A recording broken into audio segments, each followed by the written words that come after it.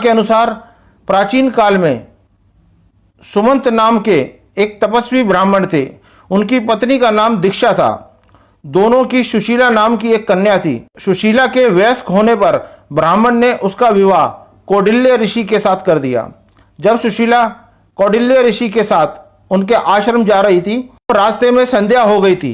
सुशीला ने देखा कि बहुत सी स्त्रियां रास्ते में किसी देवता की पूजा कर रही हैं। इसके बाद उसने पास जाकर स्त्रियों से पूछा तो स्त्रियों ने सुशीला को अनंत चतुर्दशी के व्रत के बारे में बताया। इसके बाद सुशीला ने भी उन स्त्रियों के साथ मिलकर उस व्रत का अनुष्ठान किया और 14 गांठों वाला डोरा हाथ में बांधकर ऋषि कौटिल्य के पास आ गई।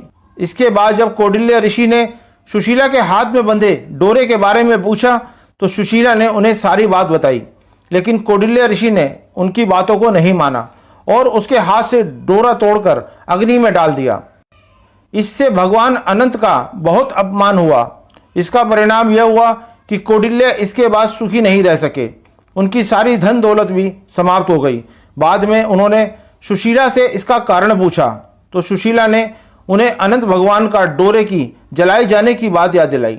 इसके बाद कौटिल्य ऋषि को अपने किए पर बहुत पश्चाताप हुआ और वे अनंत डोरे के लिए वन में चले गए।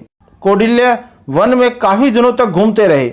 एक दिन निराश होकर वे जमीन पर गिर पड़े। इसके बाद भगवान अनंत ने उन्हें दर्शन दिए और कहा कि हे कौटिल्य, तुमने मेरा तिरस्कार किया था, उसी दिन से तुमको यह कष्ट भोगना पड़ा।